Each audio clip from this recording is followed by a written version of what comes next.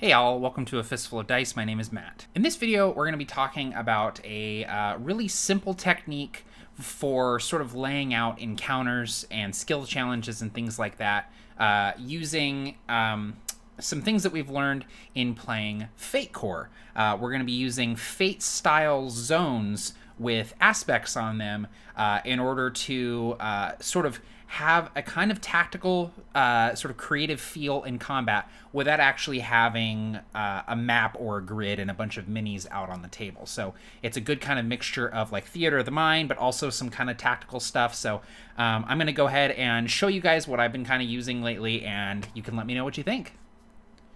So the idea with this technique is it's going to be utilizing one of my favorite DM tools, which is the 3x5 note card. I always have a bunch of these laying around for taking notes, writing up non-player characters, keeping tabs on the characters throughout a campaign, and now using them for tactical combat.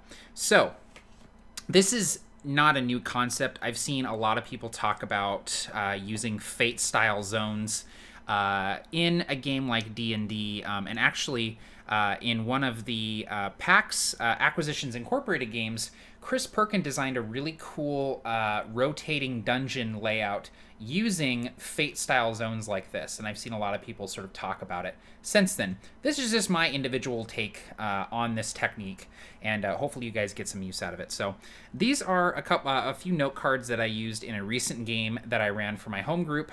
This was a combat involving a squad of soldiers, noble soldiers, and all of the players were playing monstrous creatures from Volo's Guide, and they were basically ambushing this group of soldiers. And so as the combat started and I sort of gave the players the lay of the land, I laid out 3 note cards. These represent the 3 different zones in the combat: the Rocky Ridge, the Narrow Road, and the Rushing River.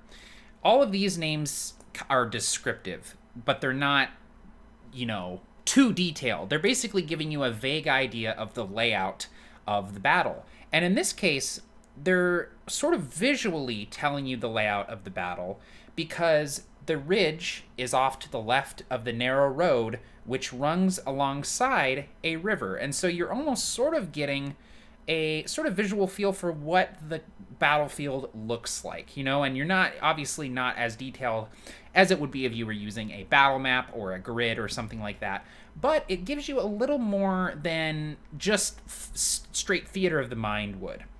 Now, the other thing that you'll probably notice is that each of these zones has some descriptors beneath it. These descriptors are very similar to Fate, where you have aspects, and the aspects are things that can be utilized by the DM and the player in their actions. So, for instance, with the Rocky Ridge, we have loose boulders, high ground, steep decline. On the narrow road, we have powder kegs and wagons. The Rushing River, muddy banks, raging water, floating debris. Now, I don't want to give the players too much information, but in giving them 2 or 3 bullet points per card, I'm essentially saying, here's some cool terrain, some features, some different items that you can maybe think about utilizing in not only your descriptions of the combat, but also you can kind of leverage them a little bit and maybe try and take cover, gain advantage on an attack, push enemies into a disadvantageous position. So with the loose boulders on the Rocky Ridge, for instance, my players utilized those for cover. So every time they would take a shot, they would sort of back up and then take cover behind those rocks. So those worked out really well. The high ground as well was something that they used to their advantage, as well as the steep decline. So they could sort of stand up on the hill and take shots and fire spells down on the enemies without worrying too much about them climbing up after them because of that steep decline. At the same time, if the players were trying to maybe push the boulders down onto the enemies, they could do so because they are loose boulders, using that descriptor, right? So they could potentially push push them down onto the enemies. The steep decline would potentially be difficult terrain if they were trying to scramble down and engage in melee combat. The loose boulders as well might be something that I might utilize as a dungeon master. Maybe the enemies have a wizard with them and they fire a spell up there and a bunch of the boulders come loose, destroying their cover, maybe throwing debris everywhere, requiring some dexterity saving throws and things like that. The narrow road, you have the powder kegs. That was something that they zeroed in on immediately, obviously, because they're they're D&D players. If you put something explosive in front of them, they're gonna explode it. What they ended up doing is we had a warlock in the party, a Yuan-ti warlock, who ended up using an unseen servant spell to carry her tinderbox down to the powder kegs and light them, creating a bunch of chaos, killing a bunch of enemies, and essentially kicking off the combat with a big explosion. The wagons was something that I utilized in the combat as the powder kegs went off. A bunch of the enemy soldiers took cover behind these wagons to sort of seek protection. The rushing river, muddy banks, raging water, and floating debris. The only thing that really came into play here were the muddy banks. The characters ended up using the mud from the muddy banks to cover themselves in mud, sort of like Arnold Schwarzenegger in Predator, to sort of throw off the scent of these hounds that the enemies had. So they were trying to approach stealthily. They realized that they had dogs with them, and so they were like, the dogs are probably going to smell us, even if we're being sneaky. And so they covered themselves in mud. Really, really smart. That was another aspect that came into play. Now, something that you could do here, and this is something that you do in Fate.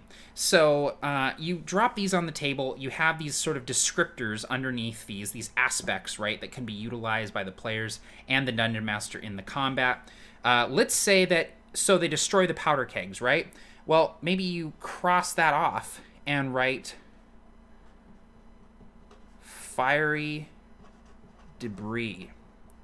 Now there's sort of piles of charred wood and metal all kind of on fire. Now maybe in melee combat, they can, push people into the fire, pick up a fiery log, use it as an improvised weapon, things like that.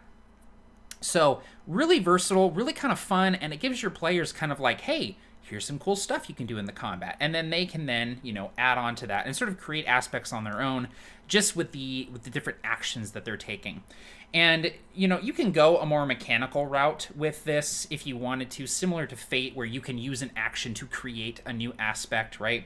But for me, I prefer it being sort of vague, flavorful, more grounded in the mechanics of 5th edition than it is in Fate Core.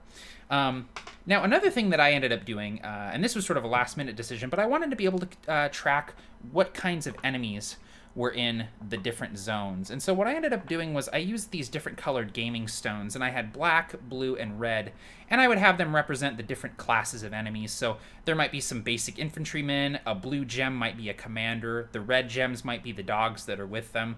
And so the players can kind of track, where the enemy is sort of centrally located. So when they sort of attacked, there were mostly enemies in here, but there were a few down at the river sort of getting drinks, washing their, their faces and things like that. And so they were able to see sort of visually represented how many enemies were in each zone. Another option is to just use a dice and say that, there's 6 infantrymen in this zone, and as they start ticking away those hit points, you start taking it down, tracking how many are left, and you can use different colored dice, different shaped dice to represent the different kinds of enemies that your players are going to be coming across. And I happen to have a couple of minis that worked for the characters, and so they were able to pick some cool looking minis for their monstrous characters and move between the zones.